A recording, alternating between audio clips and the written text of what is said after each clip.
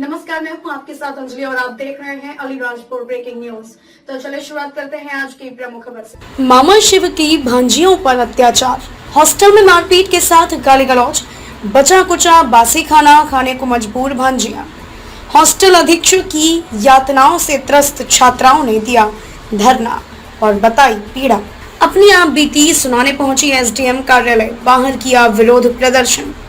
Hostel अधीक्षक थप्पड़ से मारती है, कच्चा और बासी बचा कुचा खाना देती है, हमारे धुले हुए कपड़ों को डस्टबिन में फेंक देती है, शिकायत करने पर गालियां भी देती है।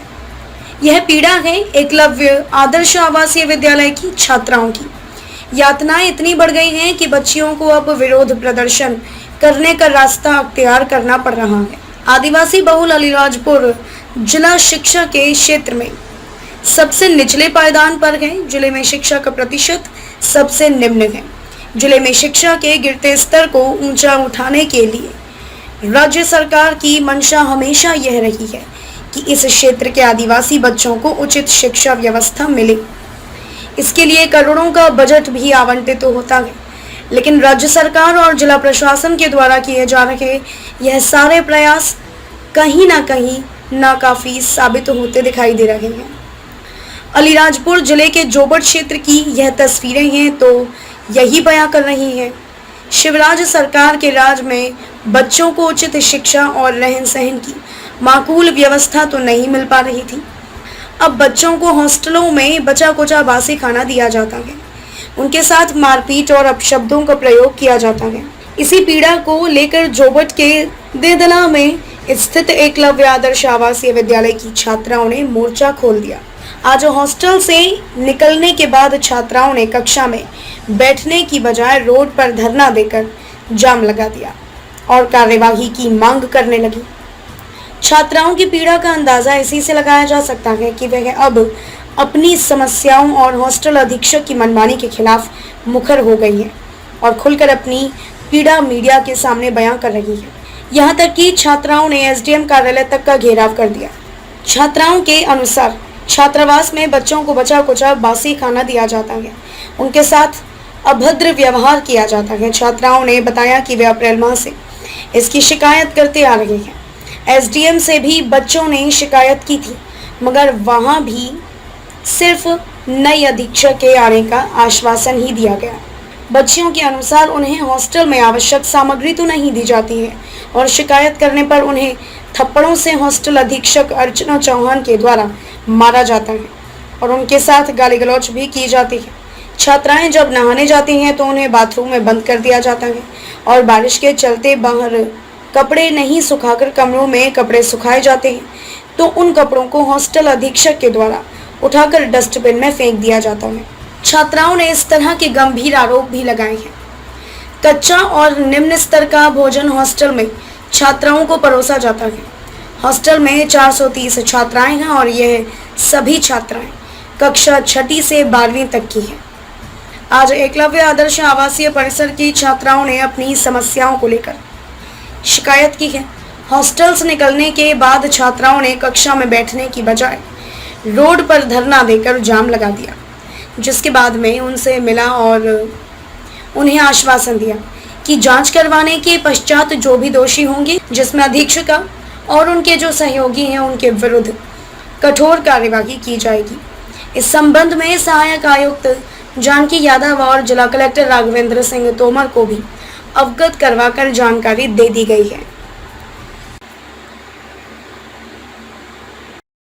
हाँ सर, अप्रैल में ऐसा हुआ था कि हम मतलब 8-7 बजे नहा रहे थे तो फिर वो मैम आए तो फिर बाथरूम में हमको बंद कर दिया गया था। बहुत सारी लड़कियां हैं तो हमको नहाने में देर लगता, टाइम लगता, तो फिर मैडम आए तो हमको बाथरूम में बंद कर दिए गए थे। और अभी बारिश हो रही तो हम कपड़े रूम में सुखाते हैं तो फिर मैम आते तो डस्टबिन में हमारे कपड़े फेंक दिए जाते। चने की दाल प्रतिदिन बनती और वो कच्ची बनती और पानी की पानी बनती सब्जी, मतलब ऐसे आलू ही बनता वैसे भी डेली, और रोटी कच्ची बनती और चावल भी कच्चे बनते, वो भी गीले की गीले पूरे रबड़ी जैसे।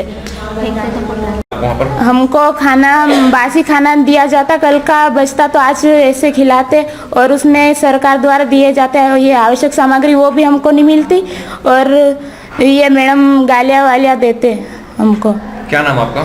संगीता, कौन सी क्लास पढ़ते हो? 12th। आप लोगों ने आज प्रदर्शन किया है, क्या कारण रहा उसका?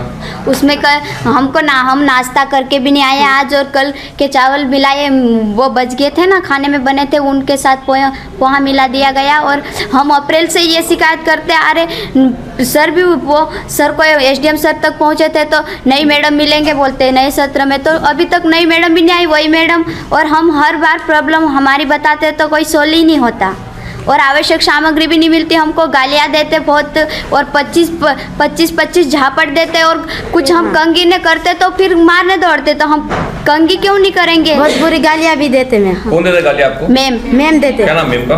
अर्चना चौहान। आप क्या चाहते हैं, उनको हटाना चाहिए क्या? यस। हाँ, सर, कुछ बच्चों के द्वारा सुबह से ही हंगामा किया गया स्कूल में, क्या कारण रहा है? आज कक्षा 6वीं से 12वीं तक के बच्चे हॉस्टल से आने के बाद क्लासरूम में ही बैठे थे, और ये उन्होंने रोड में जाम लगा दिया था। जाम लगाने का जो मुख्य कारण था, उनका कहना था कि अधीक्षिका के द्वारा उन्हें अच्छा खाना नहीं दिया जा रहा है, ख़राब खाना दिया जा रहा है, खाने की क्वालिटी अच्छी नहीं है, इसीलिए उन्होंने ये हंगामा और चक्का जाम किया था। सभी बच्चों को क्लासरूम में पहुंचा दिया गया है और क्लास स्टार्ट हो गई हैं। हम इसकी जांच करवा रहे हैं। जांच करवाने पे अधीक्षिका और संबंधित जो भी लोग उसमें होंगे उनके विरुद्ध कार्रवाई के लिए कलेक्टर साहब और AC ट्राइबल जानकी मैम को अवगत कराया जाएगा। मेरी जानकी मैम से बात भी हो गई है इस संबंध में।